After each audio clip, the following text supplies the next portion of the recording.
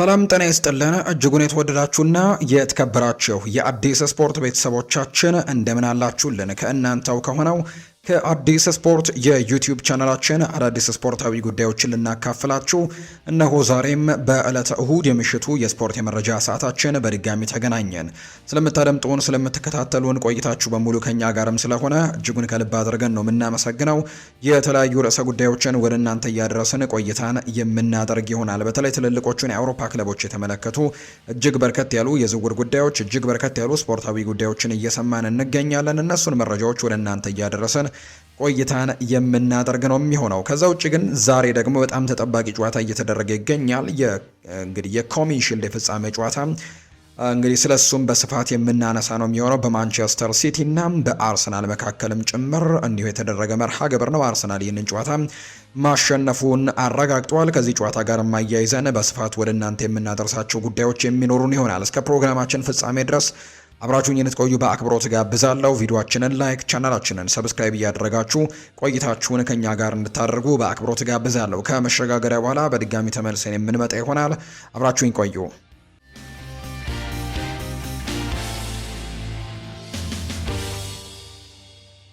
የተወዳጁ የእንግሊዝ ፕሪምየር ሊግ ከመጀመሩ በፊት ከሳምንት በፊት የሚደረገው ተጠባቂው የኮሚን ሺልድ የፍጻሜ ጨዋታ ዛሬ ተደርጓል። አርሰናል የዋንጫው ባለቤት መሆኑንም ያረጋገጠበት ውጤትን ነው ማስመዝገብ የቻለው። በተለይ ሁለት ወርኖች በርካታ እንግዲህ ነገሮችን በዚህ ክረምት አስተናግደው ነው የመጡት። በተለይ አርሰናሎች በፕሪሲዝን ላይ ጠንከር ያለ ጅማሮን ማድረግ አልቻሉም ነበር። በርከት ያሉ ጨዋታዎችን ውጤት ያለመጡባቸው የፕሪሲዝን ቆይታዎችን አሳልፈው እንደነበር የምናስታውሰው ነው። ነገር ግን በዚህኛው በኮሚን ሺልድ የፍጻሜ ጨዋታ ግን አሁን ላይ በትልቁ ድል ማድረግ የቻሉበት ጨዋታ ሆኖ የተጠናቀቀ ሆኗል። አርሰናል ለ18ኛ ጊዜ ነው ይህንን የኮሚን ሺልድ ዋንጫን ዛሬ ማሸነፍ የቻሉት። ማንቸስተር ሲቲ በዚህ የክረምት ተጫዋቾች የዝውውር መስኮት በጣም ወሳኝ የሚባሉ በርካታ ሰዎችን መልቀቁን የምናስታውሰው ጉዳይ ነው። ለምሳሌ ያክል ፔፕ ጓርዲዮላ ከ10 ዓመታት በኋላ ይህንን ቡድን በትልቁ ካገለገለ በኋላ ክለቡን የለቀቀበት ክረምት እንደሆነ ይታወቃል። እነ በርናርዶ ሲልቫ ከዛ ውጭ ደግሞ እነ ጆን ስቶንስም ጭምር ይህንን ክለብ መልቀቃቸው ይታወሳልና አዲስ አሰልጣኝ ቀጥረዋል። እጅግ አስቸጋሪ ጊዜንም ሆኖባቸው ጭምር ተመልክተናል። አርሰናል በፍጹም የበላይነት ነው ይህንን ጨዋታ ማሸነፍ እንደቻለ ጭምር የተመለከትነው። አርሰናል የዘንድሮ የኮሚን ሺልድ ዋንጫ አሸናፊ መሆኑን አረጋግጧል። በሚቀጥለው የውድድር ዓመትም በፕሪሚየር ሊጉ ላይ እንዲሁ በጣም በትልቁ ጠንካራ ይሆናል ተብሎ በርካቶች ይጠብቁታል። ሪካርዶ ካላፊዮሪ፣ ካይ ሃቨርትስ፣ ማርቲን ኦዴጋርድን ጨምሮ በጎል ዝርዝሩ ላይ ያሉ ተጫዋቾች ናቸው። በአጠቃላይ ግን አርሰናል የዘንድሮ የኮሚን ሺልድ አሸናፊ መሆን ችሏል። ከዛ ውጭ እንዳልኳችሁ ለ18ኛ ጊዜ ነው ይህንንም ዋንጫ ማሳካት እንደቻለም እየተገለጸ የሚገኘው። ሰፋ ያሉ ከኮሚን ሺልድ ጋር የተያዙ ጉዳዮችን ደግሞ በነገው ጠዋት በሚኖረው ፕሮግራማችን ወደ እናንተም የምናደርስ ነው የሚሆነው። አርሰናልን የተመለከተ መረጃን ደግሞ ወደ እናንተ እናደርስ። ፖል ስኮልስ ስለ ብሩኖ ጊማሬሽ ይናገራል። የቀድሞ የማንቸስተር ዩናይትድ ተጫዋች ፖል ስኮልስ አርሰናል ብሩኖ ጊማሬሽን በማስፈረሙ ቡድኑ በኳስ አጨዋወቱ ላይ ትልቅ ለውጦችን ሊያመጣ እንደሚችል ነው የተናገረው። ብሩኖ ጊማሬሽ ከማርቲን ዙቢሜንዲ እና ከዴክላን ራይስ የበለጠ ጨዋታን ወደፊት መግፋትና የጎል እድሎችን መፍጠር የሚችል አማካይ እንደሆነ ነው ፖል ስኮልስ የሚናገረው። በአንድ የውድድር ዓመትም እስከ 10 ጎሎችን ሊያስቆጥር እንደሚችል ጭምር ይናገራል። ይህም ለአርሰናል በጣም ትልቅ አስተዋጽኦችን የሚያደርግ ነው ሲልም ጭምር ነው የተናገረው። ስኮልስ አርሰናል ባለፈው ዓመት እንደ ብሩኖ ጊማሬሽ ያለ አማካይ ጎድሎት እንደነበር ጭምር ነው የተናገረውና አሁን ላይ ይህንን ተጫዋች ማግኘታቸው ቡድናቸውን ሙሉ እንዲሆንም ያደርግላቸዋል ሲልም ጭምር ተናግሯል። ፖል ስኮልስ ሲቀጥልና ስለ ማይልስ ሉዊስ ስኬሊም ይናገራል። እንዲሁ ደግሞ ስለ ማርቲን ዙቢሜንዲም ተናግሯል። ማይልስ ሉዊስ ስኬሊን በመሃል ሜዳ ላይ ከዙቢሜንዲ ይልቅ ማየትን እመርጣለሁ ብለዋል። ዙቢሜንዲ ባለፈው ዓመት ተቸግሮ ነበር ብዬ አስባለሁ። አንድ ተጫዋች ከቡድኑ ይልቀቅ ቢባል እኔም የመርጠው ማርቲን ዙቢሜንዲ ነው እንጂ ማይልስ ሉዊስ ስኬሊን በጭራሽ እንዲወጣ አላደርገውም ነበር ሲልም ነው ፖል ስኮልስ ስለ አርሰናል ሁለቱ የአማካይ ስፍራ ተጫዋቾች ስለ ማርቲን ዙቢሜንዲ እና ስለ ማይልስ ሉዊስ ስኬሊ አንዳንድ ጉዳዮችን ያጋራው። አርሰናል የክንፍ መስመር ተጫዋችን ለማስፈረም ከባድ ሆኖበታል ብሏል ሳሚ ሞክቤል መረጃውን ሲያጋራ። አንድ ጥያቄ ጠይቃለሁ ይላል ሳሙ ሞክቤል። አርሰናል የግራ ክንፍ ቦታ ላይ ለማስፈረም ኢላማ ያደረጋቸው ተጫዋቾችን እነማን ናቸው? ቡድኑን ማሻሻልና ወዲያውኑ ተጽዕኖችን ማሳደር የሚችሉ አማራጮች ውስን ናቸው ሲልም ይናገራል። በዚህ ክረምት የግራ መስመር አጥቂ በገበያው ላይ እጅግ በጣም አስቸጋሪ ሆኗልም ሲልም ጭምር ነው ሳሚ ሞክቤል ጨምሮ እየተናገረ የሚገኘው። ሪስ ኔልሰን ከዌስትሃም ዩናይትድ ጋር ድርድር ላይ እንደሆነ ይፋ ተደርጓል። ተጫዋቹ በቋሚነት ለማስፈረም የሚደረገው ዝውውርም ወደ መጠናቀቁ እየተቃረበ እንደሆነ ይፋ ተደርጓል። የዝውውር ዋጋም ወደ 3 ሚሊዮን ፓውንድ እንደሚሆን ጭምር ነው ይፋ የተደረገው። በሚቀጥሉት ቀናት የደሞዙንና ከአርሰናል ጋር የቀረበውን የውል ዝርዝርም ማሰማትም ከቻለው ዝውውሩን በፍጥነት ሊጠናቀቅ እንደሚችል ነው ሳሚ ሞክቤል የተናገረው። አርሰናል በቪክተር ኦስሜን ላይ ፍላጎት እንዳለው የተገለጸው ዜና እውነተኛ ነው ተብሏል። እንደ ሳሙ ሞክቤል የቢቢሲው ዘጋቢ ትንታኔ ከሆነ አርሰናሎች ይህንን ተጫዋች የሚፈልጉበት መንገድ እንደነበርና በተለይ ተጫዋቹን ለማስፈረም ያደረጉት ዜና እውነት ነው ሲልም ጭምር ነው የተናገረው። ሳሙ ሞክቤል ይሄ ዜና የተነሳው አርሰናልና ጋላት ሳራይ ስለ ማርቲኔሊና ምናልባትም ስለ ኢታን ንዋኔሪ በተወያዩበት ወቅት ላይ ነው። ስለዚህ ትክክለኛ መረጃ ነው ሲልም ጭምር ሳሙ ሞክቤል አረጋግጦታል። ሪካርዶ ካላፊዮሪ ስለ ቪክተር ዮኬሬሽ ይናገራል። ቪክተር ዮኬሬሽ ከአርሰናል ደጋፊዎች ጋር በጣም ጥሩ ግንኙነትን ፈጥሯል። ጎል ካገባ በኋላ የሚያሳየው የጭንብል ምልክትም በዓለም ዙሪያ ተወዳጅ ሆኖለታል። ከፖርቱጋል ሊግ ወደ ፕሪሚየር ሊግ መጥቶ መጫወትና መላመድ ቀላል ባይሆንም ከአዲሱ ሊግ ጋር በፍጥነት እየተላመደ ለእኛም በጣም ጠቃሚ ተጫዋች አድርጎታል ሲል ሪካርዶ ካላፊዮሪ ይናገራል። እኔ ደግሞ እንደ ተከላካይ ለቡድኑ 100% የሚሰጥና እስከ መጨረሻው የሚታገል ተጫዋችን ወዳለው ቪክተር ዮኬሬሽም በትክክል እንደዚህ አይነት ተጫዋች ነውና ለአርሰናል በጣም ትልቅ ጥቅሞችን እየሰጠ የሚገኝ ተጫዋች እንደሆነ እየተመለከትኩኝ ነው ሲልም ጭምር ነው ሀሳቡን እየሰጠ የሚገኘው። ከማንቸስተር ዩናይትድ ጋር የተያዙ ጉዳዮችንም ወደ እናንተ እናደርስ ውድ ቤተሰቦቻችን። ማንቸስተር ዩናይትድን በተመለከተ ማርከስ ራሽፎርድን በተመለከተ ነው ሃሪ ማጓየር ሀሳቡን እየሰጠ የሚገኘው። የማንቸስተር ዩናይትዱ የተከላካይ ስፍራ ተጫዋች የሆነው ሃሪ ማጓየር ማርከስ ራሽፎርድ በክለቡ እንዲቆይ እንደሚፈልግ ጭምር ነው የሚናገረው። ማርከስ ራሽፎርድ እንግዲህ ከ20 ወራት በኋላ ማንቸስተር ዩናይትድ ማሊያ ላይ ተሰልፎ መጫወቱ እጅግ አስደናቂ ነው ሲል ነው ሃሪ ማጓየር የተናገረው። አሁን ባለው ሁኔታ ማርከስ ራሽፎርድ በማንቸስተር ዩናይትድ ይቆያል ተብሎ እንደሚጠበቅ ነው የሚታወቀው። ሃሪ ማጓየር በበኩሉ ሲናገር ማርከስ ራሽፎርድ ቡድኑን ያሻሽላል ሲል ድጋፉን ሰጥቷል። በትላንትናው ጨዋታ ላይ በተለይ በወዳጅነቱ ጨዋታ ላይ ተቀይሮ ሲገባ ያንን ነገር በደንብ ተመልክተንበታል ሲልም ይናገራል። ለተከላካዮችም ስጋት ፈጥሮ ነበር ሲል ነው ሃሪ ማጓየር እየተናገረ የሚገኘው። ማንቸስተር ዩናይትድ አዲስ የግራ መስመር ተከላካይ ለማስፈረም እቅድ እንደያዘ ይፋ ተደርጓል። ማንቸስተር ዩናይትድ አዲሱ የውድድር ዘመን ከመጀመሩ በፊት መፈታት ያለበት በጣም አጣዳፊው ጉዳይ የግራ መስመር ተከላካይ ቦታ እንደሆነ ከወሰነ በኋላ አዲስ ተጫዋች ለማስፈረምም እቅድ ይዞ እየሰራ እንደሚገኝ ይፋ ተደርጓል። ማንቸስተር ዩናይትድ ለዚህ ቦታ ሉዊስ ሆል የመጀመሪያው ኢላማ አድርጎት የነበረ ቢሆንም የ21 ዓመቱ ተጫዋች ግን በኒውካስል ዩናይትድ መቆየትን ምርጫው እንዳደረገ ነው ማንቸስተር ኢቭኒንግ ኒውስ መረጃውን ያጋራው። ሌላኛው ዝውውሮች ይኖራሉ። ማይከል ካሪክንም ማያሳዝኑትም ሶስተኛ አማካይም ይፈርማል ሲል ነው አንድ የማንቸስተር ኢቭኒንግ ኒውስ ዘጋቢ የተናገረው። በዚህ ክረምት ዝውውሮች ይኖራሉ፣ ተጫዋቾችንም በፍጹም ያስፈርማሉ፣ ምክንያቱም ማድረግ ስላለባቸው ማይከል ካሪክንም ማሳዘን አይፈልጉም ብሏል ይሄ መረጃ ምንጭ። ይህንን ያደርጋሉ። ማይከል ካሪክም ያለ ሌሎች ማጠናከሪያዎች ይተውታል ብዬ አላስብም። ሶስተኛ አማካይ እንደሚመጣ በእርግጠኝነት መናገር እችላለሁ ሲል ነው የማንቸስተር ኢቭኒንግ ኒውስ ዘጋቢው የሚናገረው። ክለቡ አዳዲስ ዝውውሮችን ማድረጉ የሚቀር አይመስለኝም ሲልም ይናገራል። በእርግጥ አዳዲስ ተጫዋቾችን ያስፈርማሉ፣ ማስፈረም ስላለባቸውም በግድ ያስፈርማሉ። ማይከል ካሪክን ተስፋ ያስቆረጡትም ያደርጉታል ብዬም አላምንም። ሶስተኛ አማካይ ተጫዋች ይመጣል ብዬ ሙሉ በሙሉ ተማመናለሁ።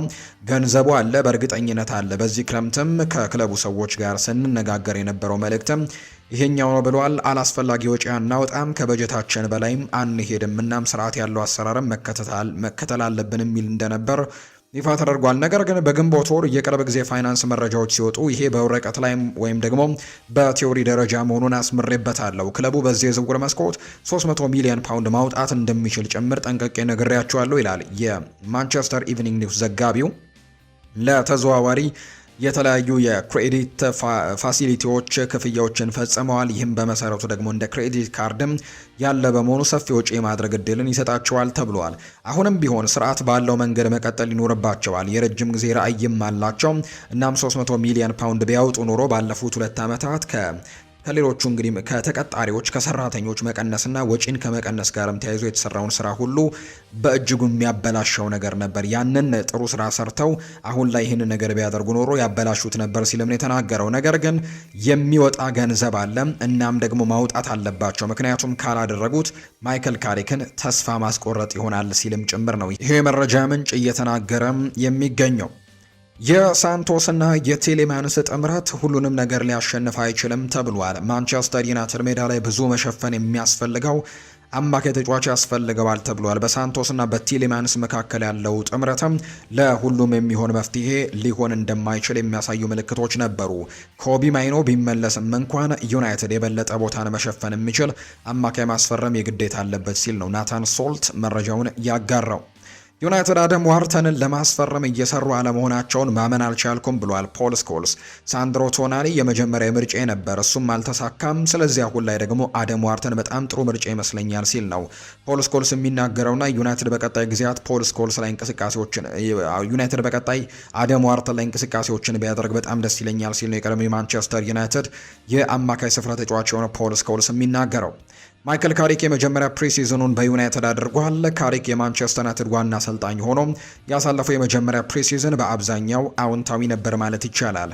አዲስ የፈረሙ ተጫዋቾች ጥሩ አቋም እያሳዩ ሲሆን ቡድኑም ከሞላ ጎደል ሙሉ በሙሉ ጤነኛ ማለት የሚቻል አይነት ቡድን ነው። በሜዳም ላይም የተቀናጀ እግር ኳስን ለማሳየት ሞክሯል። ነገር ግን ከኤሲ ሚላን ጋር የተደረገው ጨዋታ ግን ዩናይትድ አሁንም መሻሻል የሚገባው ብዙ ነገር እንዳለው ፍንትው አድርጎ እያሳየ ጨዋታ ሆኗል። ካሬክና ተጫዋቾቹም አንድ ልዩ ነገርን እንሰራለን ያሉትን ቃለም ወደ እውነታነት ለመቀየር ከፈለጉ አሁንም ብዙ ስራ እንደሚጠብቃቸው ነው በማንቸስተር ዩናይትድ ቤት እየተገለጸ የሚገኘው።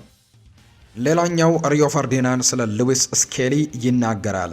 እኔ በማንቸስተር ዩናይትድ ቦታ በሆን ኖሮ አሁኑኑ አረንጓዴ ቁልፍ ተጫኑና ግዙት እል ነበር ሲል ይናገራል። በነገራችን ላይ ስኬሊ ቀደም ሲል በአማካይ ስፍራ መጫወትም የሚጫወት የነበረ ሲሆን በአርሰናል የሊግ ስኬት ውስጥም ድርሻ ነበረው። በውድድር ዘመኑ መጨረሻ ላይ በእውነት አስደናቂ ብቃቱን አሳይቶ አርሰናል ዋንጫውን እንዲያሸንፍ ትልቅ አስተዋጽኦችን ካደረጉ ተጫዋቾች መካከል አንደኛው ነው ሲል ነው የተናገረው። ስለ እዚህኛው ተጫዋች ወይም ስለ ሉዊስ ስኬሊ ሪዮ ፈርዲናንድ ሲናገርና ማንቸስተር ዩናይትድን ተጫዋች ቢያስፈርሙት እጅግ በጣም ደስ ይለኛል ብሏል። ዌይን ሩኒ ስለ ማንቸስተር ዩናይትድ ጨዋታም ሲናገር የሩበን አሞሪም ቡድን ከዩናይትድ ይበልጥ ከፍተኛ ጥራትና ማራኪ ጨዋታን ይዞ ነበር የመጣው። ዩናይትድ በውጤት መሪ በነበረበት ጊዜ እንኳን ሙሉ በሙሉ ጨዋታው ላይ የበላይነት የነበራቸው ኤሲ ሚላኖች ናቸው። ይህ የሚያሳየው ማንቸስተር ዩናይትድ የውድድር ዘመኑን ከመጀመሩ በፊት አዳዲስ ተጫዋቾችን ማስፈረም አሁንም እንደሚኖርበት ነው። ዩናይትድ በትክክል ምን ማድረግ እንዳለበትም አላወቀም። ነገር ግን አጨዋወታቸው ግን በጣም ደካማ ነበር ሲልም ነው ይኸው እንግዲህ ዌይን ማርክ ሩኒ ስለ ማንቸስተር ዩናይትድ አንዳንድ ጉዳዮቹን ያጋራው።